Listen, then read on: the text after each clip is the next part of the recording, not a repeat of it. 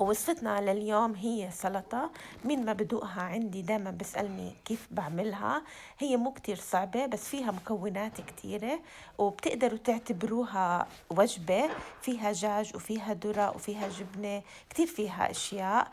هي سلطة السانتافيه. فيلا خلينا نبدأ فيها ونجهزها. أول إشي بدنا ننقع الدجاج، فبدنا ربع كاسة من زيت الزيتون، وكمان بدي ربع كاسة من عصير اللايم، بفضله عن الليمون، بس إذا مش متوفر اللايم نقدر نستخدم الليمون. وبدي ملعقتين كبار من الكزبرة مفرومين،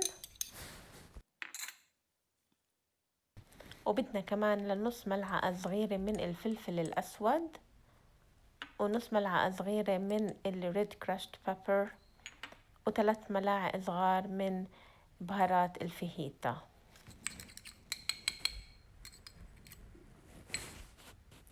وملعقة صغيرة من الملح، وملعقة صغيرة من الثوم المطحونة، وبخلطهم مع بعضيهم.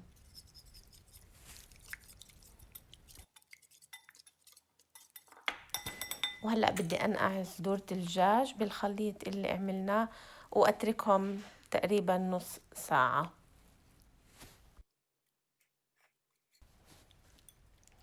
بدي أخلطهم كتير منيح بإيدي علشان بدي كل الخليط يدخل فيهم وينتقعوا كتير منيح. وأنا هلأ محمية الشواية على حرارة عالية لوسط. بدي أحط عليها قطع الدجاج، أصفتهم وأرتبهم بطبقة واحدة بس.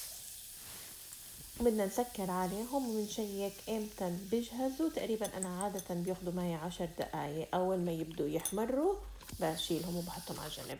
وهلا بنبدأ بمكونات السلطة. بدي 3 قلوب من الخس الروماني، وبدي بندرتين وكاسة من الذرة، وكمان بدي ربع كاسة من البصل الأخضر مقطعيته الصغير، وكاسة من الجبنة التشيدر، وكاسة من البلاك بينز، وبصلة كبيرة واحدة مقطعة لشرايح، وأفوكادو، وثلاث أرباع كاسة من الزيتون الأسود مقطعيته لشرايح. للدريسنج بدنا زيت الزيتون، وبدنا اللايم، وفلفل أسود، وملح،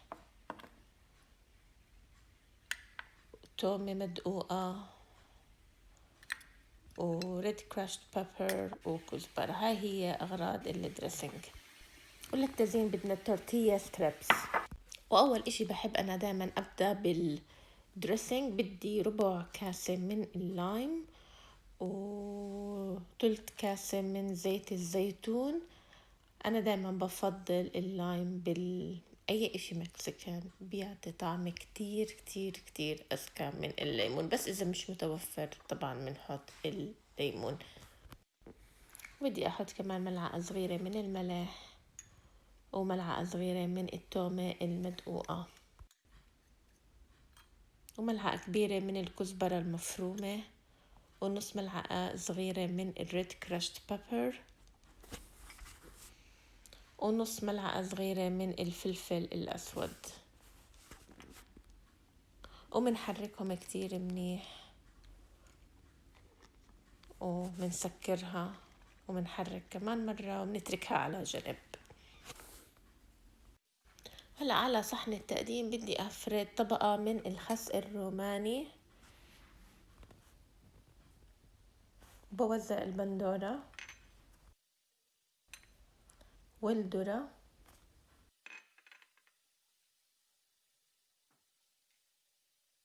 والبصل الأخضر المقطع،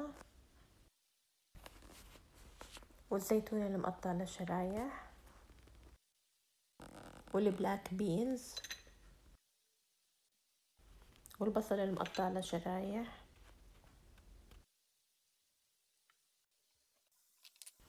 والأفوكادو كمان بدي أقطعها.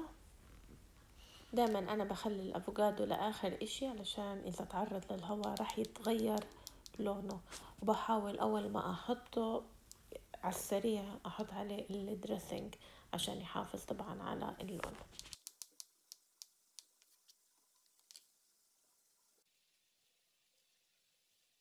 ومنزيد الأفوكادو على السلطة. هلأ بدنا نروح نشوف شو صار بالدجاج. صار مارق 10 دقايق.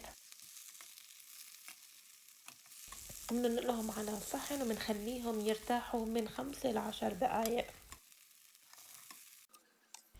وهيك أنا خليت الدجاج يرتاح. بعد 5 دقايق بدأت بتقطيعه. كتير كتير كتير ضروري نريح الدجاج. قلت من 5 ل10 دقايق.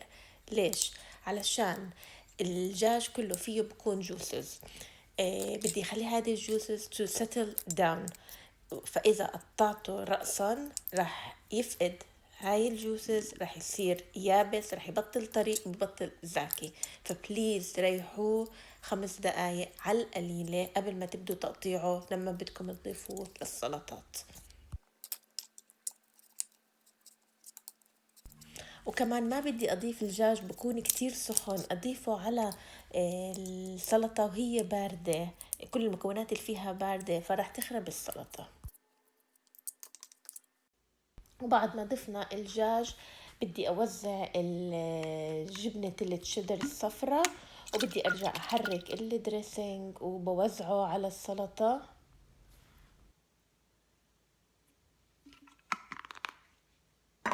واخر اشي بدي ازينها بتورتيا ستريبس. اذا مش متوفر انا بشتريه جاهز هيك. ممكن نجيب التورتيا تشيبس وبقصقصه بايدي. ممكن تجيبوا التورتيا بريد بتقلوه وكمان تقدروا تقصقصوه بنفس هاي الطريقة. وهيك بنكون خلصنا السلطة لليوم. مكوناتها مثل ما قلت لكم كتيرة، بس عن جد هي كتير كتير زاكية. بتمنى انكم تجربوها وتخبروني بالكومنتس ايش رأيكم فيها. ان شاء الله اليوم يكون عجبكم الفيديو، وبشوفكم بفيديوهات جديدة.